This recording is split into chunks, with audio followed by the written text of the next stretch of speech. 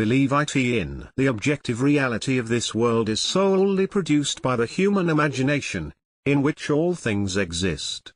Tonight I hope to show you how to subjectively appropriate that which already exists in you, and turn it into an objective fact. Your life is nothing more than the outpicturing of your imaginal activity, for your imagination fulfills itself in what your life becomes.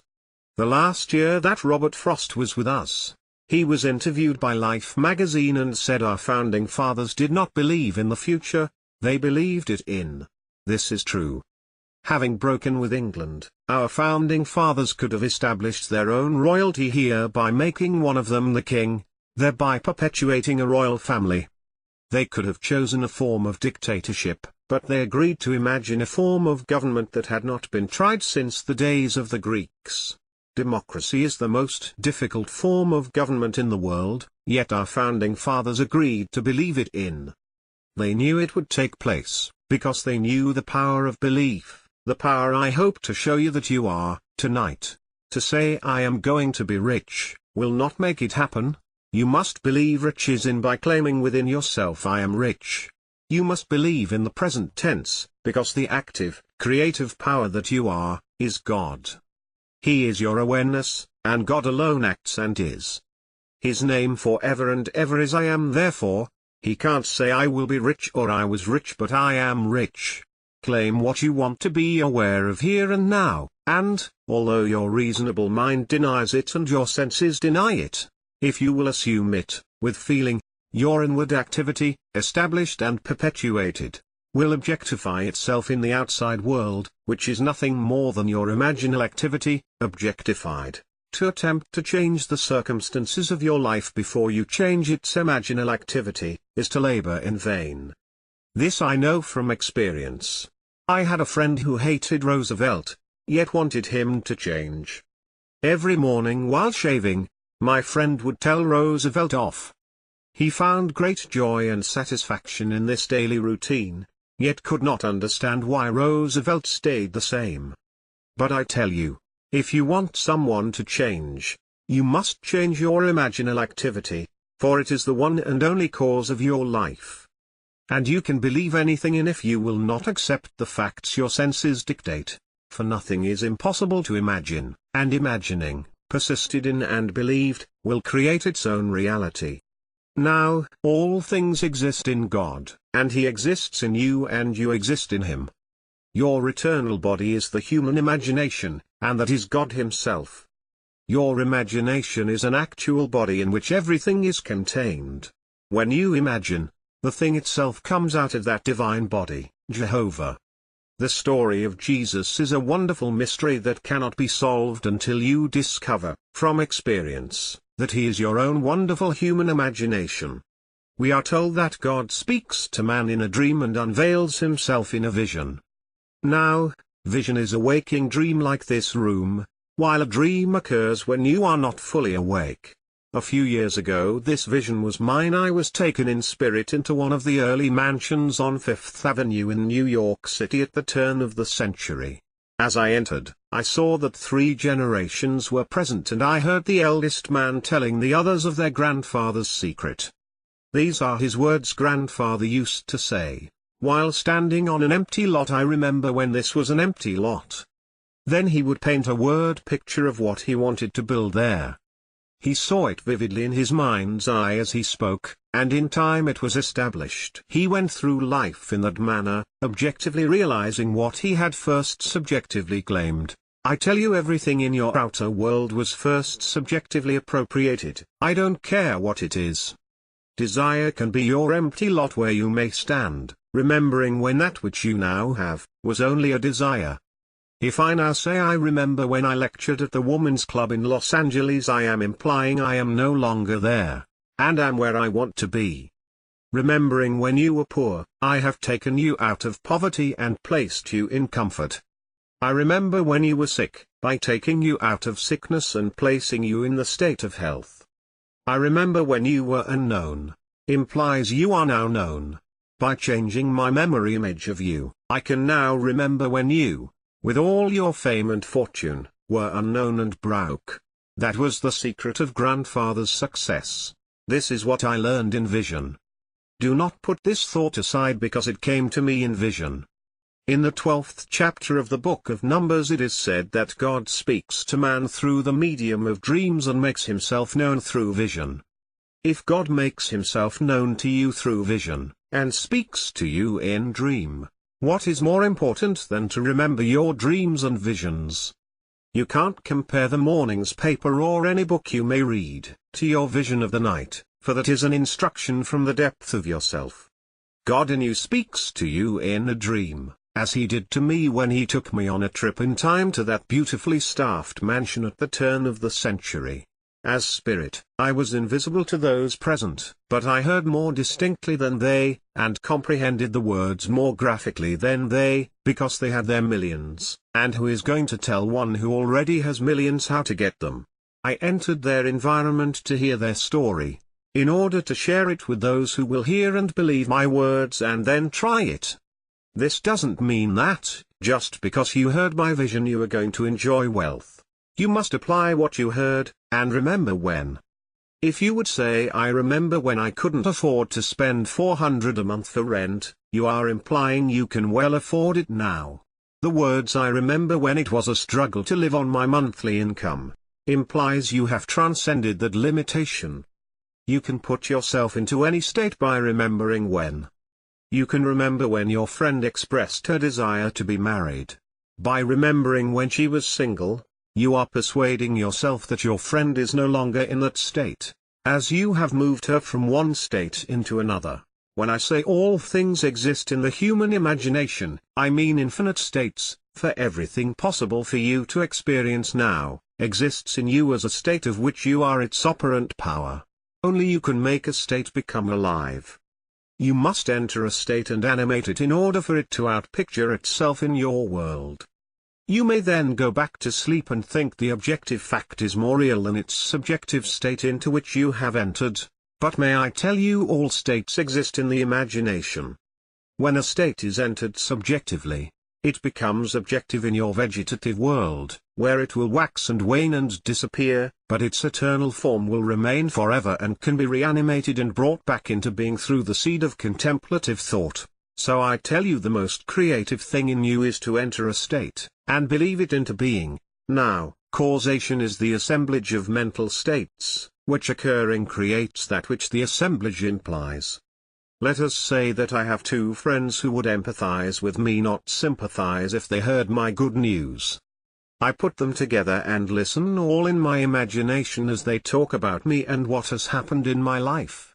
Being true friends, I hear their words of joy and see their happiness reflected on their faces. Then I allow myself to become visible to them and feel their handshake and embrace as I accept their congratulations as a fact. Now I have assembled a mental state, which occurring, created that which the assemblage implied, therefore I am its cause. As I walk, firmly believing in the reality of what I have done, and that imaginal act becomes a fact, I may question myself as it how it came about. Then, remembering my imaginal act, I would say I did it. If I did it, then did not God do it? Yes, because God and I are one I am. Are you going to continue to believe there is another on the outside, or are you going to believe the great confession of faith, which I would urge you to accept? It's the great Shema, Hear, O Israel, the Lord our God, the Lord is one. If the Lord is one, he can't be two. Therefore, if his name is I am and you say 1 a.m., you must be one with the Lord who brought the world into being. Listen to these words. By faith we understand that the world was created by the word of God, so that things that are seen were made out of things which do not appear. Here we see that the word of God is an imaginal activity, which joined by faith, created the world. And faith is nothing more than the subjective appropriation of an objective hope. Now, when you discuss your desire with me, you cannot see my imaginal act relative to you. If you tell me you need a job and I accept that thought, when I think of you I remember your need. But if I changed your words and heard you tell me you loved your job, I could remember when you needed one, Fine, now my memory bank contains the fact that you have a job you like very much. And when we meet again you tell me that you have it. You are only bringing confirmation of my imaginal, creative act. Now, if imagination works this way, and it proves itself in the testing time and time again, what does it matter what the world thinks? It costs you nothing to try it, and what a change in life it will produce for you. Try it, for you will prove it in performance. This may be in conflict with what you believe God to be.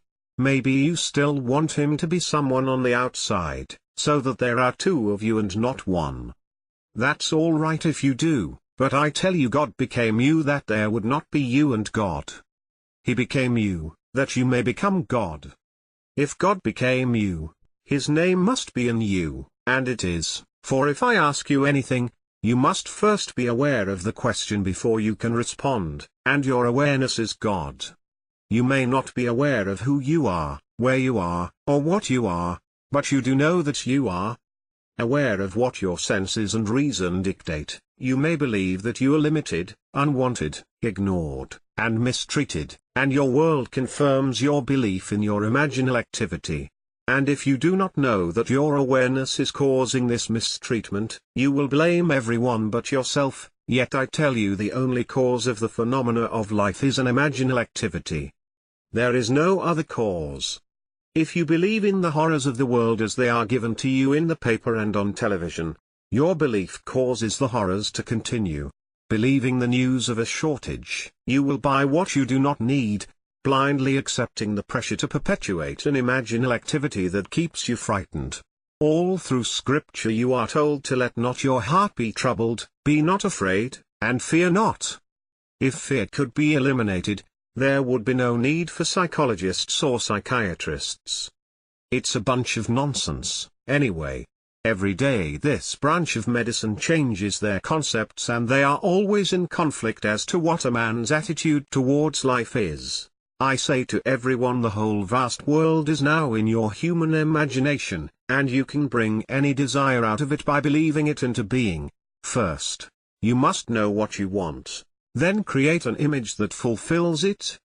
Would your friends know and talk about it? Imagine they are with you now, discussing your fulfilled desire. You could be at a cocktail or dinner party that is being given in your honor. Or maybe it's a little get-together over tea. Create a scene in your mind's eye and believe its reality in.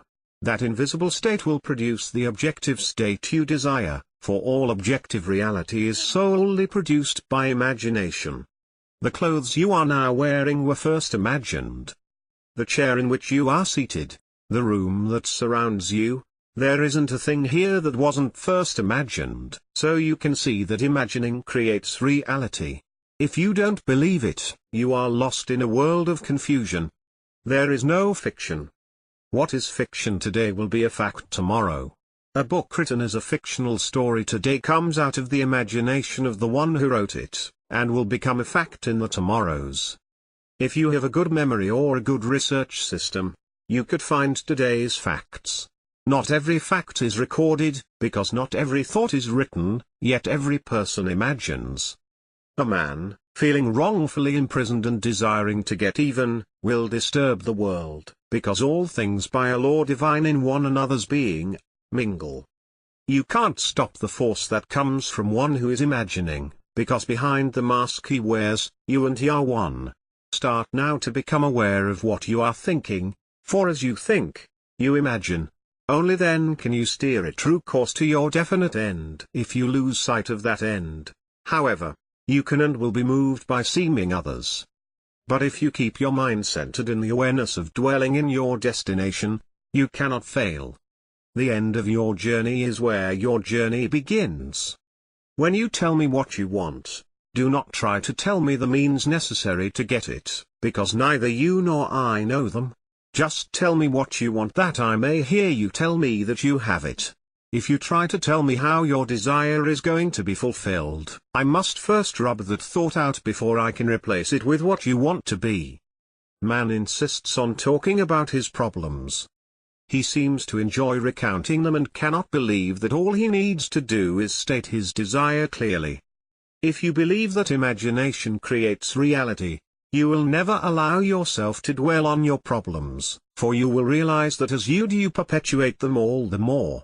So I tell you, the greatest thing you can do is to believe a thing into existence, just as our founding fathers did. They had no current example of democracy.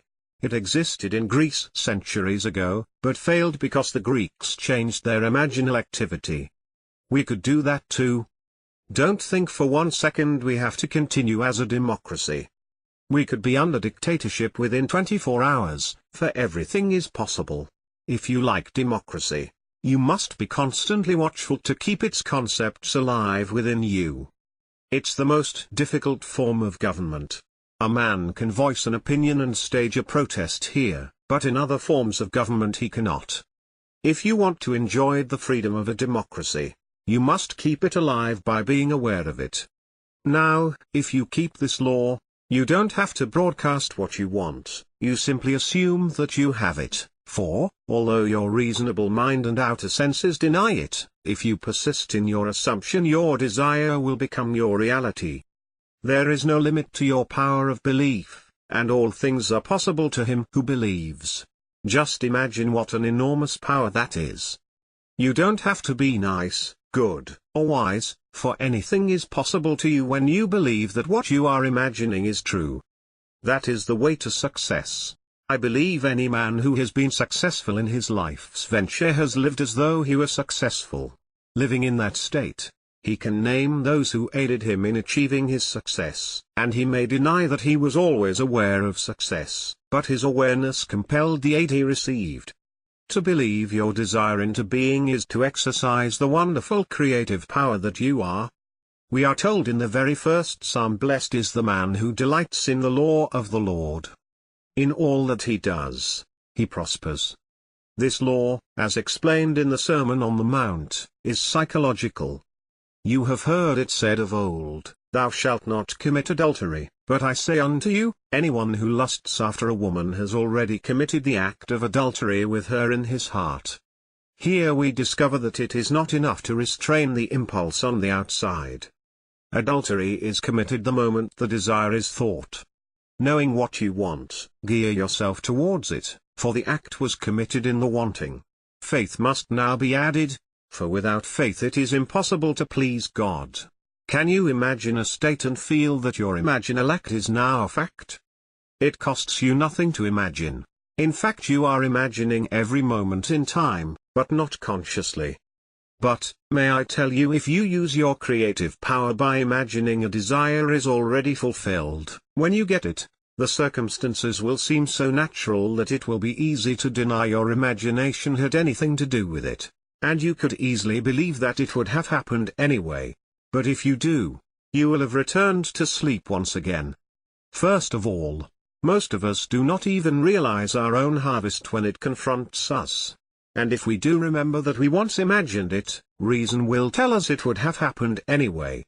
Reason will remind you that you met a man seemingly by accident at a cocktail party who was interested in making money. When he heard your idea, he sent you to see his friend, and look what happened. So really, it would have happened anyway.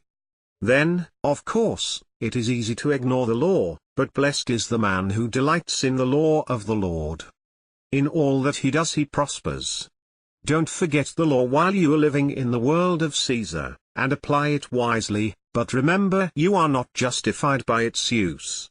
Justification comes through faith. You must have faith in the incredible story that God promised to bring himself out of you, as you. This is God's promise to all, and all are asked to believe it. It is not what you are, but what you trust God to do, that saves you. And to the degree that you trust God to save you, you will be saved. But he has given us a psychological law to cushion the inevitable blows of life. The law is simple: as you sow, so shall you reap.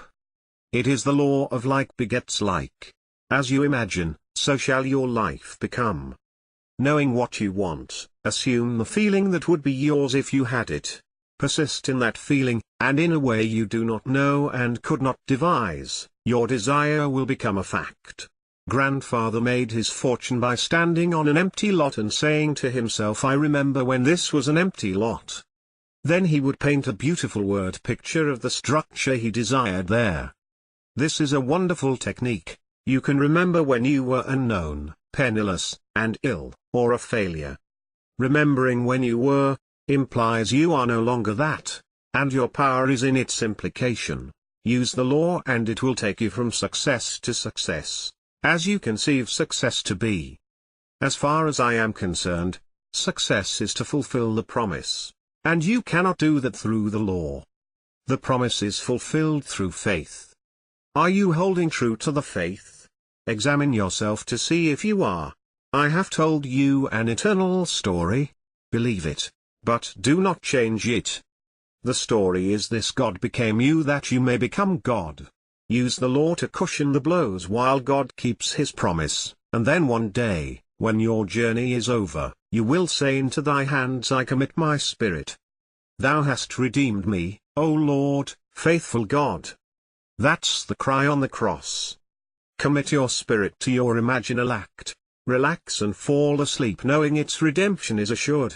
Then when you least expect it, God will prove to you that he has redeemed you by awakening in you, as you. Then you will be born, not of blood or of the will of the flesh, or of the will of man, but of God. Now let us go into the silence.